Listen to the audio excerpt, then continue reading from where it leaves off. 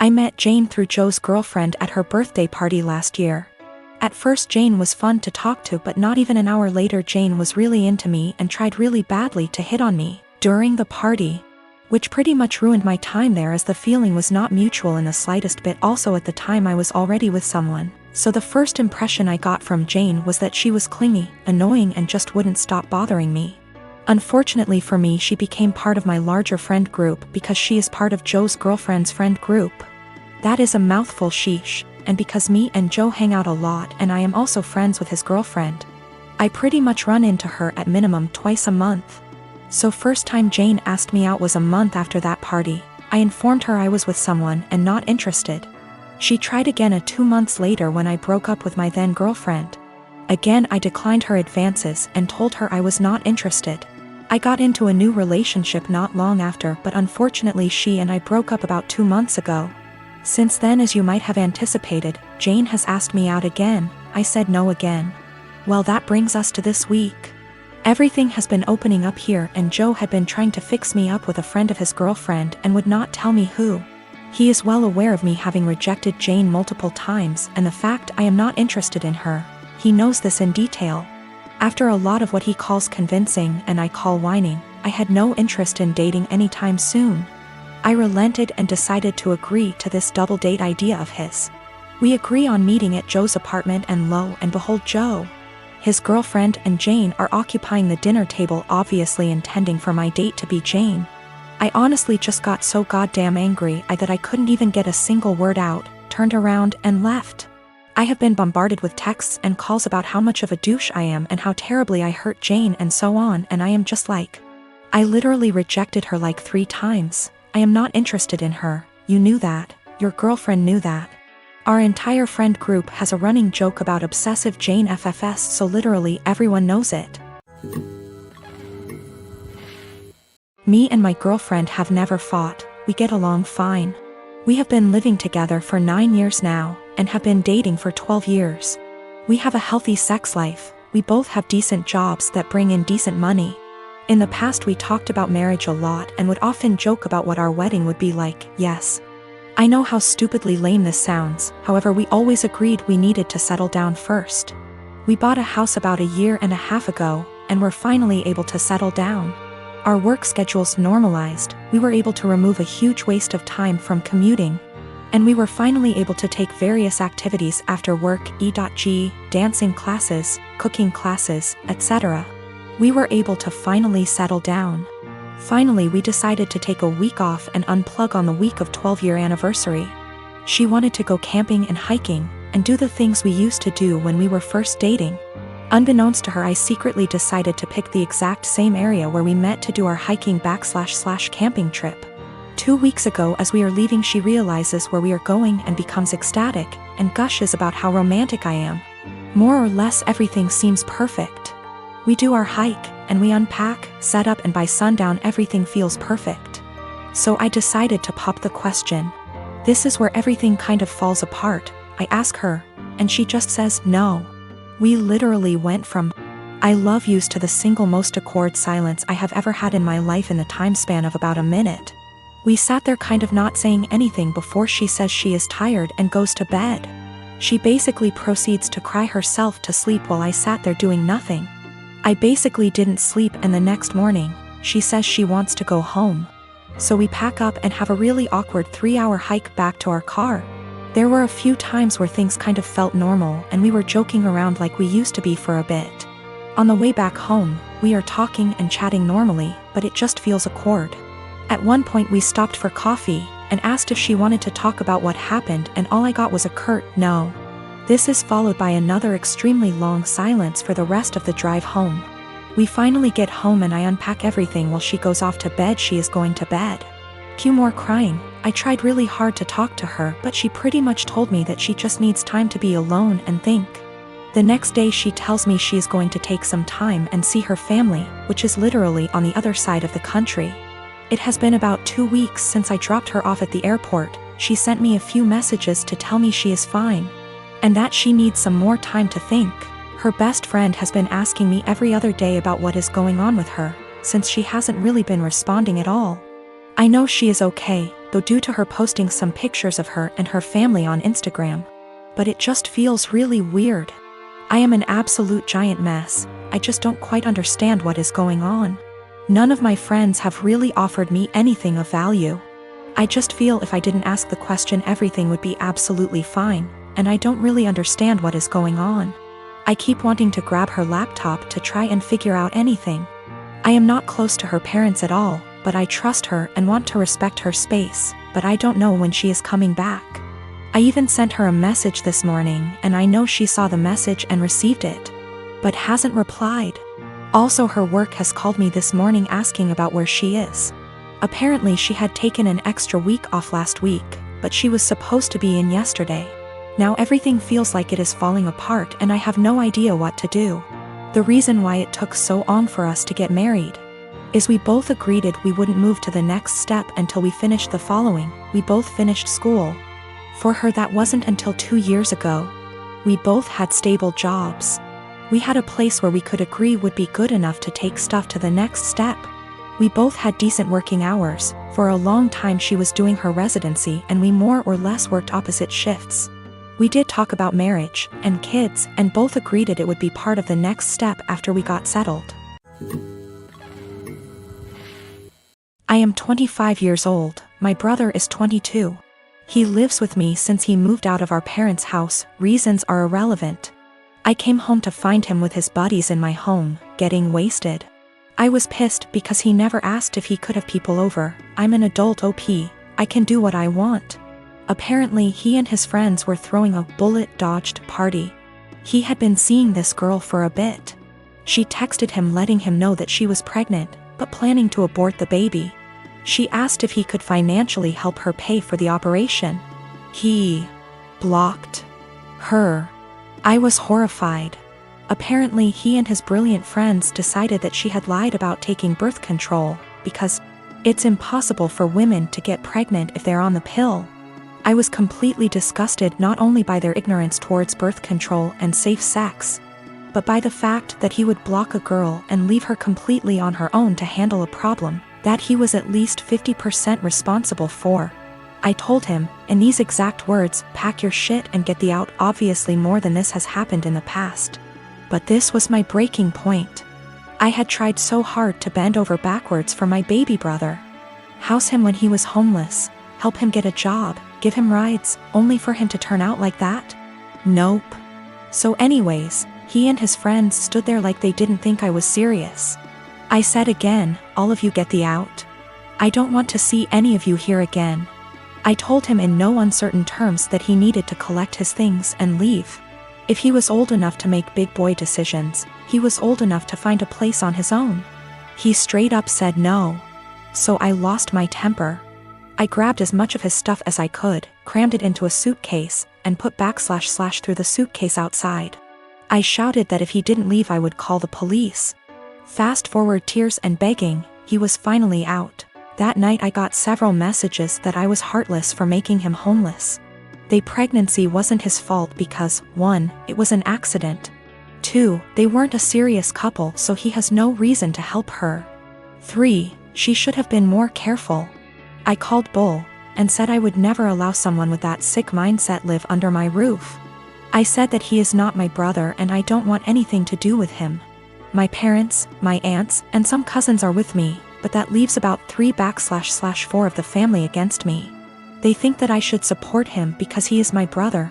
I should have given him time. He's not on the lease BTW. And he was supposed to pay rent but often didn't, and the punishment just didn't fit the crime. I am currently trying to track the girl down. She is an old work colleague of his. And am trying to find his old coworkers to figure out her contact info and see if I can help in any way. He's a fashion photographer, meaning he works alongside many beautiful women in his profession. Stylists, hair and makeup artists, and of course, models. This is actually how we met. I modeled my way through college and he photographed me, after which we became friends and eventually started dating. We have been together now for almost 3 years. I've since stopped modeling, but he is still a photographer. Never once in our relationship has he given me any reason to question his fidelity. With the exception of me, he has never dated or even befriended any of the models he has photographed. That was, until Rachel came into the picture. I've met Rachel. She seems like a fun chick, the type of girl who draws a lot of positive attention just by entering a room. She's beautiful, but her personality really shines through. She makes you feel like you're her best friend when you're talking to her. A very cool person through and through. That said, I'm not the only one who feels this way. My boyfriend also adores Rachel. The first time he photographed her, he stayed late at the studio and discussed ideas for their next shoot for nearly 3 hours. He was actually late for a night out with me because of it. But he's always had terrible time management, so I didn't think anything of it. The lateness has now become a steady, recurring factor in their shoots together. They hang out long after the stylists and makeup artists leave the studio. They also text a lot, and he's always smiling to himself and laughing when he reads the messages she sends him. At first he would show them to me and try to include me in on all the fun, without me asking. But he abruptly stopped doing that around 2 weeks ago. He tilts his phone away from me now when Rachel messages him. I'm not the jealous type, but if my BF had a history of doing this with the other models, I'd let it slide. The fact that he is only like this with Rachel, and me, I suppose, makes me wary of what might have transpired between them. Rachel herself has stopped talking to me. We used to communicate and have an easy, casual friendship via IG and Snapchat, but she pretty much ignores me now. Guilty conscience? I don't know. The real kicker is, my boyfriend now has a photo of Rachel as the wallpaper on his phone. He's apparently proud of the concept and the editing, and claims it has nothing to do with Rachel herself. Which is totally believable, but doesn't sit right with me. I told him that and he told me I was being irrational. Rachel is single, by the way. She and her BF broke up around 3 weeks ago. I really don't want to fall into the jealous GF trope, but what else am I to think? I don't want to make crazy demands and accuse my BF of cheating on me. Even emotionally, but he really does seem to be fond of this girl in a way that really hurts me. He has other female friends and he doesn't act that way with them. He's capable of being friendly with a girl without flirting or acting suspicious, but with Rachel it's different. He has slowly become very attached to her and I feel like I'm losing him. I have expressed this to him a couple of times, but he always tells me I have nothing to worry about and that he and Rachel are just kindred when it comes to photography. The long nights, constant texting, and phone wallpaper mean nothing. Oh, by the way, she's practically naked in the photo and it wasn't taken for any sort of publication, just for fun. Am I being irrational? Unreasonable? How would you feel in this situation? What would you do? Update. My photographer boyfriend has been growing very close to one of his models, and acting dismissive of my concerns regarding their work relationship. He has a practically naked photo of her as his phone wallpaper. WTF am I supposed to think? He and I are meeting for lunch in an hour. He confessed. I'm kind of a mess right now, but I'm lucky enough to have an amazing support system and a clear head. That's all I really wanted out of this unfortunate situation. My boyfriend, sorry, ex-boyfriend, has never taken nude or even partially nude photos of me. Although I modeled in high school and university, my primary focus has always been stage acting. He took my headshots. That's how we met. Not that it really changes anything. Just a bit of insight, I guess. When we were younger and when the relationship was newer, I would accompany him to his shoots all the time. But my own career is very time-consuming nowadays. I know of multiple model/photographer relationships where they accompany each other to every shoot. And I've nothing against doing that, but I personally would rather just trust that my SO is on their best behavior. Obviously what happened here kind of squashes that, but I stand by it. If I have to be there in order to make sure my SO faithful, chances are they'll find other ways to cheat. Okay, now for the good stuff, or I guess, the bad stuff. I met him for lunch Friday afternoon. We went to our favorite sushi joint overlooking the ocean, and I ordered more than I could handle. Stuffing my face while trying to decide how to broach the topic of Rachel, but most importantly, our relationship. I went into that meeting with a righteous, ass-kicking speech prepared, but I forgot every word of it almost immediately after we sat down. I guess he could tell there was something on my mind, because he asked me if I was all right, if he had done anything to upset me. Snorts. Yes, Ian, You've upset me very much, actually. As soon as I gathered the confidence to look him in the eyes, I point blank asked him, "What's going on between you and Rachel?" His mouth flew open as if he were completely and utterly taken aback by the implication, but I cut him off with, "Do not bullshit me." I tried my best not to let anger get the best of me. I really did. I wanted to stay cool, calm, and collected like so many women on this sub. You know the ones. Those intense stories of cheating husbands wherein the wife takes to relationships, garners a ton of support, and then updates us later with a well-constructed storybook post detailing the evidence she has collected against him and the meeting she had with her uncle or sibling, who just so happens to be a divorce lawyer. Yeah. I'm not a badass like that. I wish I were. But I'm honestly just an overly emotional doormat, and I knew going into this meeting that I was either going to cry or gouge his eyes out with my mind. Because I had somewhere to be later, I took a hard left and got super angry. He could see it in me, the anger bubbling over. The people in the restaurant were starting to stare at us, too. In order to save face, I threw money on the table, with tip, and told him to meet me in the parking lot. If I'd had a switchblade on me, I can't say for certain I wouldn't have channeled my inner jet and beat his to the pavement. Kidding. Totally kidding. We met inside my car. He climbed in after me, his head down as though he were ashamed or, I don't know, guilty? I asked him how, and he explained everything to me. No preamble whatsoever. The moment he met Rachel, he felt some type of way towards her. He couldn't tell whether it was just a silly crush or something more, but he knew she felt it, too. How cute. They kissed the first night they met. The night he nearly stood me up. They had crazy, emotional, forbidden intimate the night she and her boyfriend called it quits. And they've been ever since. He mentioned he has always used a condom with her, but I don't care. I'm getting tested. I should mention Rachel was the one who was broken up with in her previous relationship. I don't know why or how. I didn't ask and I don't care to know. Funnily enough, Ian said he doesn't want to be with Rachel, he wants to be with me. And he even provided text messages to show that he's the one who decided not to pursue anything with her on official grounds.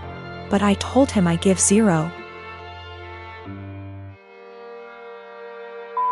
about what he wants.